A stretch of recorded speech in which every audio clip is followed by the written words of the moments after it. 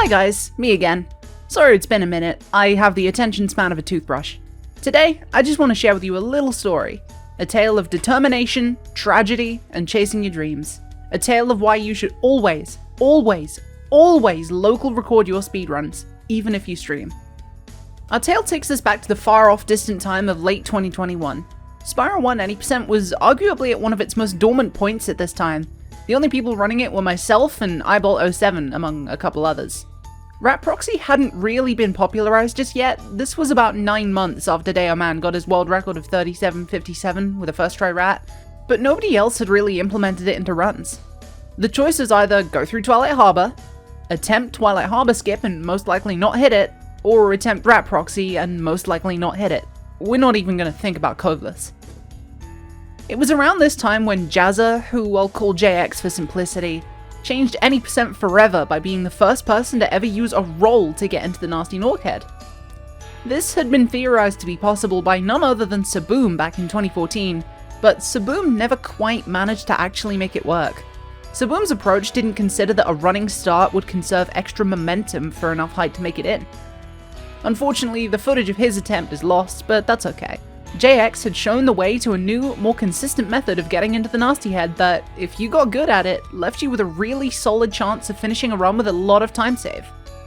And so, late 2021 became an absolute gold rush. Everyone wanted their piece of the tooth roll pie.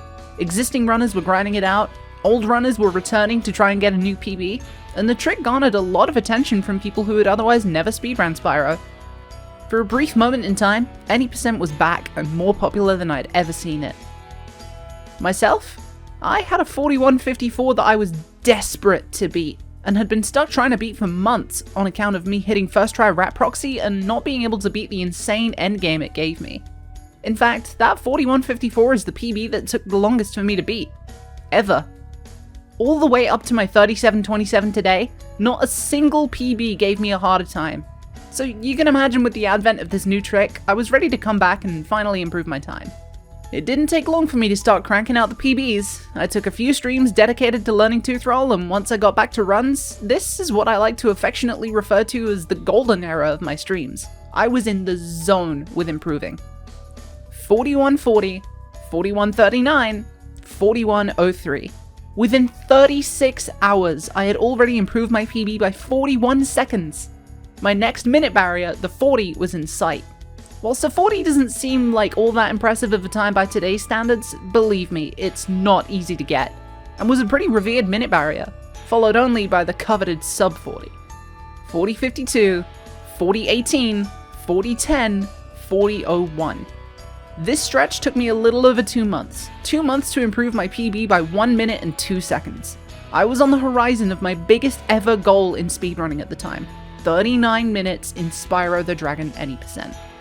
See, when I was new to speedrunning Spyro, a 39 had always been touted as a very, very good time.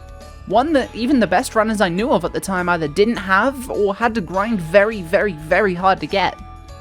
Now, admittedly, this was largely due to the fact that back in the day, you needed Twilight Harbor skip, which is significantly less consistent and much harder than tooth roll. But the time saved was the same. I still had to work hard to get good enough at the other 90% of the game just to have that chance. Sub 40 meant a lot to me. For emotional reasons, I don't quite have the time to divulge in this story. So let's just say I wanted it more than anything, because I really did. And now, we arrive to why you should always local record your speedruns, whether you're streaming and have VODs enabled or not. It was the 6th of January 2022, 3 days after my 40.01. I fired up stream, got some attempts going, was chilling out with chat, the usual spiel. Till I realized I was on a sub 40able pace. The pace wasn't the best, I needed perfection in the endgame to pull it off, but it was possible. But do you notice something odd about this footage? The frame rate is really bad, right? Well, unbeknownst to me, about halfway through Jacques, I started dropping frames. I started dropping a lot of frames. I was so engrossed and focused on the run that I didn't even notice.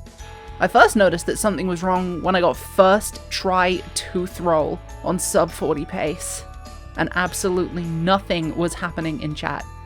I was slowly but surely losing connection, and as fate would have it, the instant I started flying into the nasty fight, The VOD cut off.